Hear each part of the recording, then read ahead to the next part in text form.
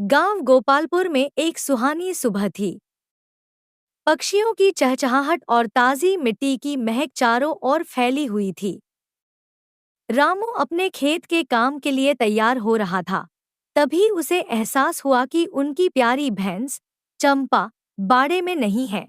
अरे शांति, चंपा कहाँ है? बाड़े में तो नहीं दिख रही। क्या? चंपा गायब? अभी तो उसे चारा डालकर आई थी। कहाँ जाएगी बेचारी? शायद फिर से नदी की तरफ चली गई हो। अम्मा, अब हम यहाँ अटकले लगाने की बजाय उसे ढूंढने चलें। क्या पता किसी ने चुरा ली हो। पापा, मैं तो सोच रहा था कि चंपा भागो बन गई और उसने उड़ना सीख लिया। परिवार में अब सब चिंतित हो गए थे। चंपा सिर्फ उनकी भैंस ही नहीं, बल्कि उनकी कमाई का भी एक जरिया थी। इस बीच सीमा, जो झाड़ू लगा रही थी, बातचीत सुनते ही वहां आ गई। अरे वाह! शुरू से ही कहा था आप सबको भैंस पर जीपीएस लगवा लो। अब तो टेक्नोलॉजी का जमाना है। हाँ, और तुम्हारी शहर वाली टेक्नोलॉजी से चंपा खुद लौट आएगी, है ना? तुम्हारे शहर में तो सब कुछ चमत्कार से होता है ना? सासू माँ, हमारे शहर में ऐसी दिक्कतें तो नहीं होती। ये भैंस वाली समस्याएं सिर्फ गांव में ही मिलती है। अब पूरा परिवार चंपा को ढूंढने के लिए तैयार था। इसी बीच उनका पड़ोसी रामप्रसाद बिना बुलाए घर में घुस आया। अरे, भैंस खो गई क्या? कौन सी गई, चंपा या गौरी? मान न मान, मैं तो आपका सच्चा साथी हूं। काम हो न हो, पर एक सुझाव जरूर दूंगा।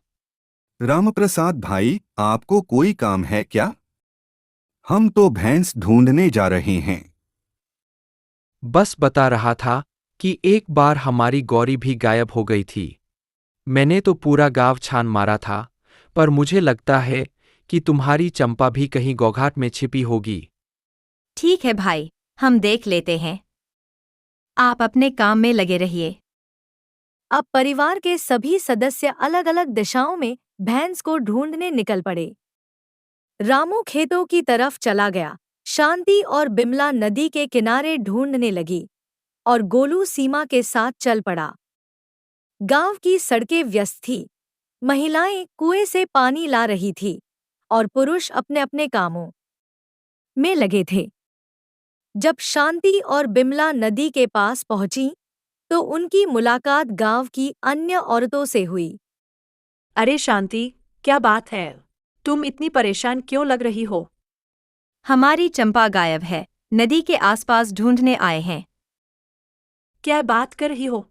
अरे, तुम्हारी चंपा तो गांव की सबसे समझदार भैंस है। मुझे तो लगता है किसी ने मजाक किया होगा।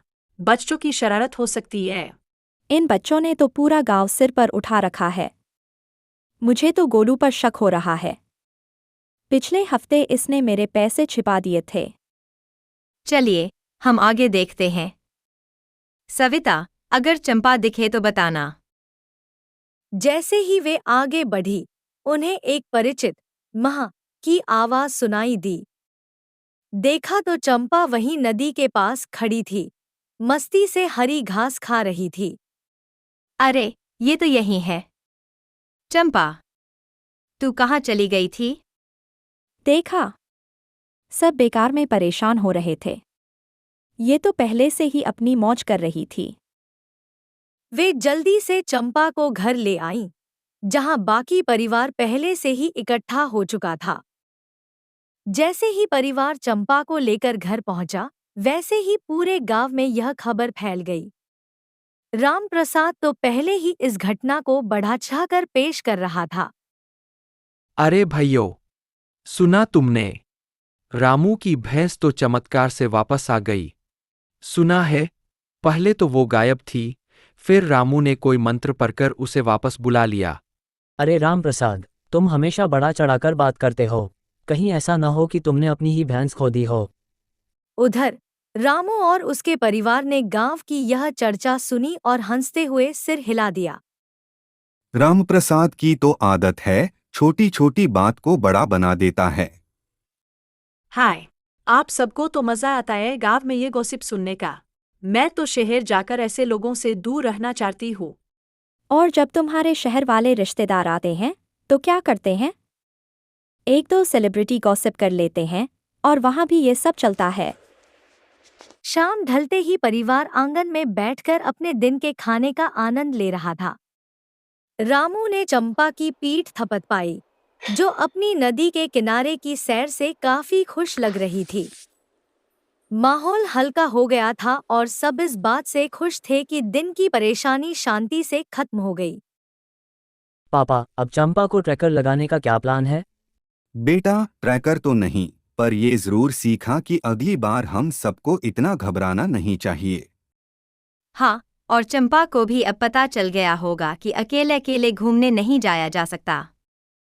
और ये भी सीख लिया कि गांव में कुछ भी छिपता नहीं है, सबको सब पता चल ही जाता है।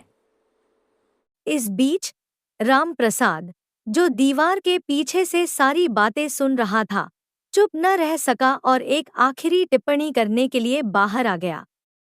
सभी ने एक साथ ठहाका लगाया।